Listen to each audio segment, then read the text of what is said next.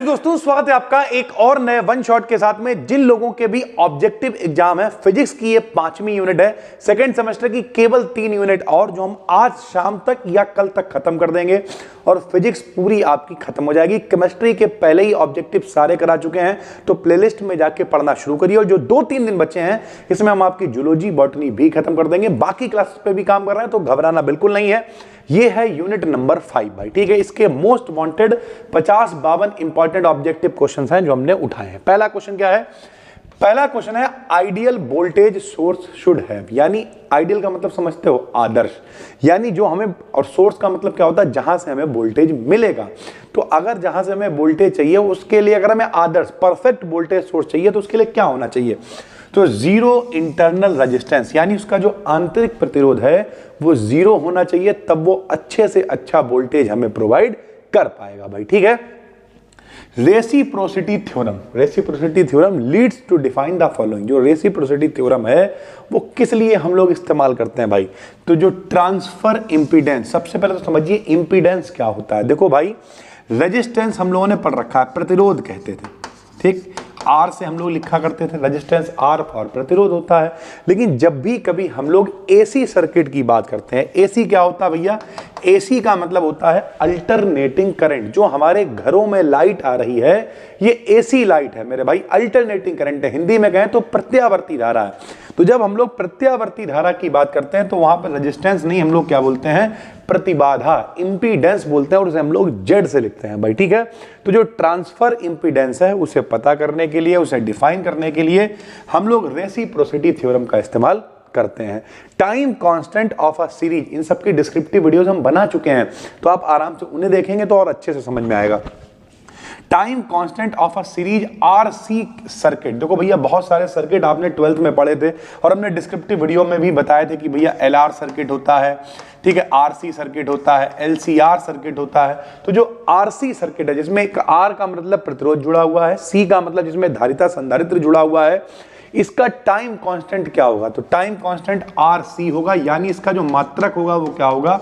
Second होगा। इसकी जो बीमा डायमेंशन होगी वो क्या होगी? टी होगी। ये बहुत ज्यादा पूछा जाने वाला क्वेश्चन है भाई, ठीक। ये देखो, unit of RC and L upon R, यानी अगर एल आर सर्किट है तो एल अपान आर होगा, और अगर आरसी सर्किट है तो आरसी होगा। और इनका मात्रक क्या होगा? इनका मात्रक यानी टाइम, और मात्रक क्या होगा? सेकेंड होगा, ठीक है। और इनकी जो बीमा होगी वो क्या होगी? टाइम के लिए टी होगी मेरे भाई, ठीक है। तो ये पेपर में आएगा और आपको पता होना चाहिए। ऐसे ही dimensions of under root LC, under root LC का मात्रक भी क्या होता है? सेकंड होता है। ये जो सेकंड वाले क्वेश्चन है टाइम कांस्टेंट वाले जरूर आते हैं। डायमेंशनल फार्मूला फॉर आरसी, तो अभी आपको बता चुके हैं आरसी की विमा क्या होगी? टी होगी। Rate of decay of current, यानी करंट के खत्म होने की, डिके मतलब क्षय होना, खत्म होने की जो दर है एलआर सर्किट में किस पे डिपेंड करती है? तो value of time constant, time constant की वैल्यू पर डिपेंड करेगी कि किस तरीके से जो धारा का मान है, करंट का मान है, वो कम होता जाएगा। सीआर कहो, आरसी कहो, इसी को हम लोग टाइम कांस्टेंट बोलते हैं। द कैपेसिटर ऑफ 1 माइक्रोफैरड, जरा समझिए मेरे भाई, माइक्रोफैरड मतलब धारिता दे रखी है, तो सी का मान कितना दे रखा है? 1 माइक्रोफैरड। पता होना चाहिए जब भी 1 माइक्रो की बात करते हैं, 1 माइक्रो में 10 की घात -6 फैरड होते हैं। Being discharge through a resistor of 2 mega ohm, यानी जो रेजिस्टेंस प्रतिरोध है वो कितना है? 2 मेगा ओम है। 1 मेगा हटाएंगे, 10 की घात 6 लगाएंगे तो ये ओम बन जाएगा। टाइम कांस्टेंट बताइए, तो टाइम कांस्टेंट क्या होता है? सीआर होता है। तो जब आप इन दोनों की गुणा करोगे तो ये -6 या +6 कैंसिल हो जाएगा, केवल 2 बचेगा। तो आंसर क्या हो जाएगा? टाइम कांस्टेंट के लिए समय है तो समय का मात्रक 2 सेकंड हो जाएगा भाई। इस तरीके से आप निकाल लोगे। The inductance of a coil, inductance समझते हो आप, यानी एल की वैल्यू जो है, जो प्रेरकत्व है, उसे हम कैसे कैलकुलेट कर सकते हैं? तो उसे हम एंडरसन ब्रिज की सहायता से कैलकुलेट कर सकते हैं। The capacitance can be determined, तो जो संधारित्र की धारिता है उसे हम डी शॉर्टी ब्रिज की सहायता से डिफाइन कर सकते हैं। General condition of balance for AC bridges, most important question है भाई ये, और ये ऐसे ही एज इट इज रिपीट होंगे।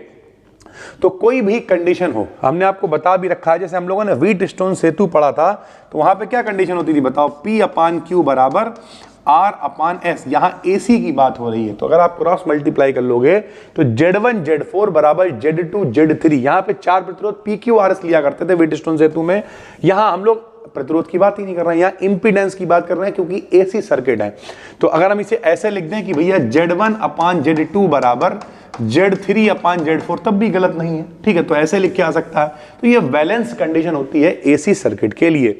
Beans bridge is used to determine, जो बीन का सेतु है उससे हम क्या डिटरमाइन करते हैं, तो capacitance in terms of known capacitance. एक हमारे पास पहले से नोन धारिता होगी जिसका मान हमें पता होगा, और उसके टर्म में जो कैपेसिटेंस का वैल्यू हमें निकालनी है वो हम कैलकुलेट कर लेंगे बीन्स ब्रिज की हेल्प से भाई, ठीक है।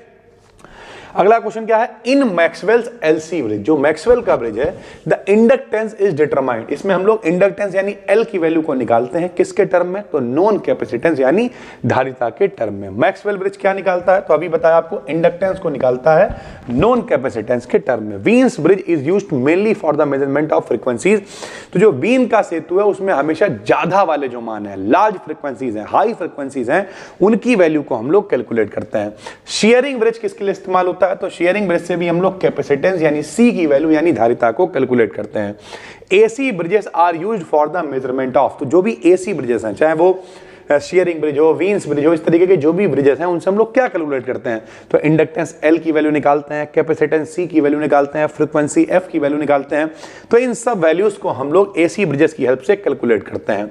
डिटेक्टर इन एसी ब्रिज, जो एसी ब्रिज होता है उसमें हम डिटेक्ट कैसे करेंगे, तो एक हेडफोन का इस्तेमाल किया जाता है, लगाएंगे, साउंड जीरो हो गई है या साउंड तेज हो रही है तो हेडफोन वहां पे डिटेक्टर का काम करेगा और उसकी सहायता से हम लोग डिटेक्ट कर पाएंगे। The impedances of LR and CR circuit, तो जो एलआर सर्किट है, सीआर सर्किट है, आर रेस्पेक्टिवली, उसके जो इंपीडेंस, जो जेड की वैल्यू है वो क्या होगी, तो भैया जो एलआर सर्किट है उसके लिए R plus j omega L होगी, और जो सीआर सर्किट है उसके लिए R plus 1 upon j omega C होगी भाई, ठीक है, क्योंकि यहां पर एलआर है तो एल है, यहां पर सी है तो सी है भैया, ठीक है। In AC bridge the following is used instead of resistance, तो अभी आपको बताया जितने भी एसी ब्रिज होते हैं उसमें रेजिस्टेंस नहीं बल्कि हम लोग इंपीडेंस जेड की वैल्यू को इस्तेमाल करते हैं। क्वालिटी फैक्टर, ये क्वेश्चन खूब आ सकता है, क्वालिटी फैक्टर एलसीआर सर्किट के लिए ओमेगा एल अपान आर होता है भाई, ठीक है।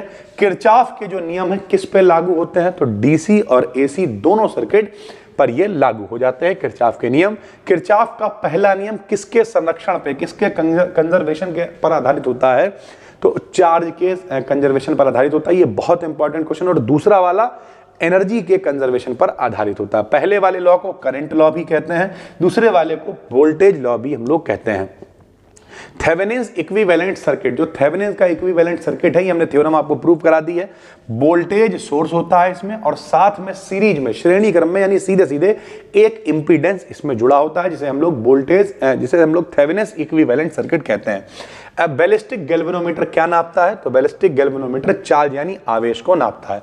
By leakage method, leakage method से क्या नापते हैं, तो हाई रेजिस्टेंस, जो बहुत ऊंचे लेवल के प्रतिरोध होते हैं जिनकी वैल्यू ज्यादा होती है उन्हें नापने के लिए लीकेज मेथड का इस्तेमाल करते हैं।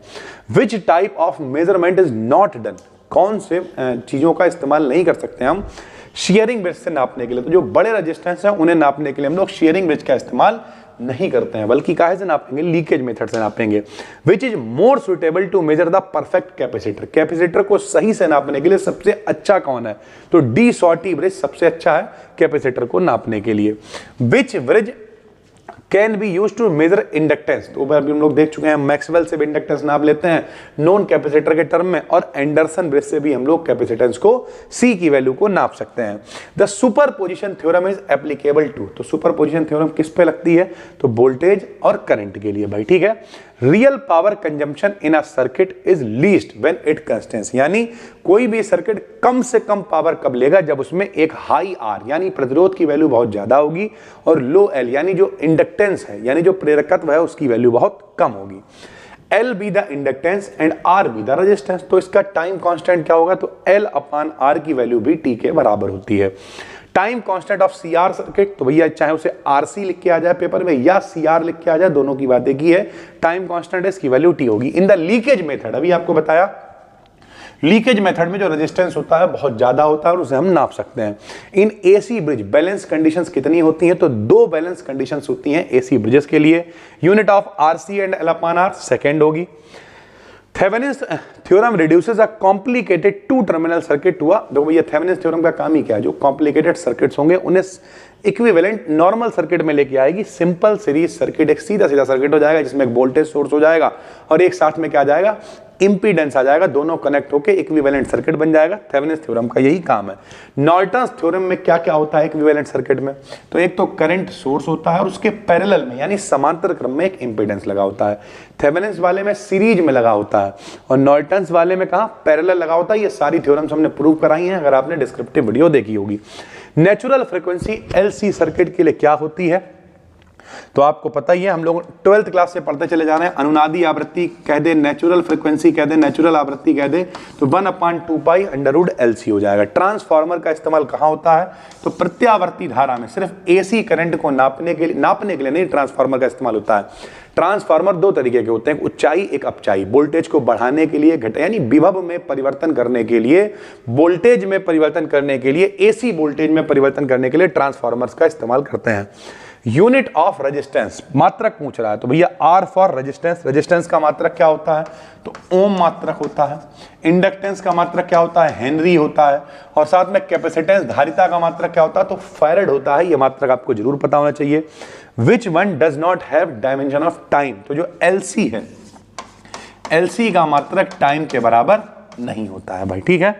Oscillations are obtained in a LCR circuit, एक LCR सर्किट है उसमें हमें कब ऑसिलेशन प्राप्त होंगे, जब R²/4L² की वैल्यू कम होगी 1/LC से, तब हमें LCR सर्किट में ऑसिलेशंस प्राप्त होंगे, कंडीशन है भाई, ठीक। रेजोनेंट फ्रीक्वेंसी यानी अनुनादी आवृत्ति की वैल्यू अभी बताई 1/2 पाई अंडर LC अनुनादी आवृत्ति का है, नेचुरल फ्रीक्वेंसी का है, तो आपको ये टिक लगा देना है। क्लोज्ड सर्किट टेक्निक, आपको पता है किरचॉफ के नियम क्या होते हैं, E = I × R किसी बंद पास के लिए। तो जो क्लोज्ड सर्किट बंद पास टेक्निक है वो किरचॉफ वोल्टेज लॉ वाली है भाई, ठीक है। The active component in an electrical network is, तो एक्टिव कंपोनेंट कौन है, तो एक्टिव कंपोनेंट, पैसिव कंपोनेंट सब बताए हुए हैं। फिलहाल वोल्टेज सोर्स जो है वो एक एक्टिव कंपोनेंट है। The internal resistance of an ideal current sources, तो भैया कोई भी अगर आइडियल करंट सोर्स है तो उसके लिए जो इंटरनल रेजिस्टेंस होगा वो कितना होगा, इनफाइनाइट होगा भाई, ठीक। करंट सोर्स की बात हो रही है, वोल्टेज की नहीं। वोल्टेज के लिए तो 0 होना चाहिए जहां से हम लोगों ने शुरू करा। ये करंट सोर्स है और करंट सोर्स है, इसका मतलब क्या होगा, इनफाइनाइट होनी चाहिए। In a Thevenin's equivalent circuit load can be found out by applying, कैसे हम लोग लोड प्रतिरोध को कैलकुलेट कर सकते हैं, लोड को कैसे कैलकुलेट कर सकते हैं, तो किरचॉफ वोल्टेज लॉ को लगाकर लोड को कैलकुलेट किया जा सकता है। Norton's equivalent circuit, Norton's equivalent circuit में क्या क्या होता है पढ़ चुके हैं, दोबारा से लग गया है। Current source in parallel with an impedance, यानी इसके पैरेलल में एक इंपीडेंस होता है, करंट सोर्स होता है। Superposition theorem can be applied, superposition theorem किस पे अप्लाई होती है, तो those circuits whose elements are linear, जिनके एलिमेंट्स लीनियर होते हैं सर्किट्स में, उन पर सुपरपोजिशन थ्योरम को हम लोग अप्लाई कर सकते हैं। Short circuit current flows through a load when it's impedance is 0, तो भैया किसी भी लोड से शॉर्ट सर्किट करंट कब जाएगी, जब उसका इंपीडेंस की वैल्यू 0 हो जाएगी भाई, ठीक है। Thevenin's and Norton's theorem can be applied to networks in which there is, यानी किस नेटवर्क में अप्लाई हो सकती है, तो जिसमें बोथ डीसी और एसी सर्किट पाए जाएंगे उसमें थेवेनिन्स और नॉर्टन्स थ्योरम को हम लोग अप्लाई कर सकते हैं भाई, ठीक है। ये ऑब्जेक्टिव है और ये वो ऑब्जेक्टिव है जो बार बार पेपर में रिपीट होते हैं, सिलेक्टेड हैं। इसके अलावा हमने डिस्क्रिप्टिव भी सारी वीडियोस बना दी हैं, ठीक। केवल इसके बाद 3 यूनिट बची हैं। मेरा पूरा प्रयास है कि हम 2 तो आज डाल ही दें और कल सुबह एक पब्लिक करके ये भी खत्म कर देंगे, तो कल तक आपकी फिजिक्स भी खत्म हो जाएगी, केमिस्ट्री पूरी खत्म कर दी है। वहां पर हमने सारे ऑब्जेक्टिव, उनका 1 शॉट भी डाल रखा, सिर्फ प्लेलिस्ट है, प्लेलिस्ट पे क्लिक करिए, 90 डेज प्लेलिस्ट है, एक ऑब्जेक्टिव एक डिस्क्रिप्टिव, उस पर क्लिक करिए और अपने क्लास के जो 1 शॉट्स हैं उन्हें देख डालिए। हम भरोसा रखिए 11 तारीख से पहले पेपर है ना, 11 तारीख तक मेरा पूरा प्रयास है, मेरा प्रयास तो अभी मार्च में ही ज्यादा से ज्यादा चीजें कराने का है, बाकी 11 तारीख तक प्रयास है, सब कुछ आपको करा डालें, बस खत्म एक एक करके करना पड़ेगा ना, क्योंकि बहुत सारी रिसर्च लगती है, इसे लिखने में समय भी लगता है और उसके बाद फिर जाके आप तक चीजें पहुंच पाती हैं। चलिए फिलहाल फ्री में अपना टेलीग्राम चैनल है, डिस्क्रिप्शन में लिंक है, क्लिक करके ज्वाइन कर लेना, वहां पर ये PDF आपको मिल जाएगी। थैंक यू भाई, धन्यवाद।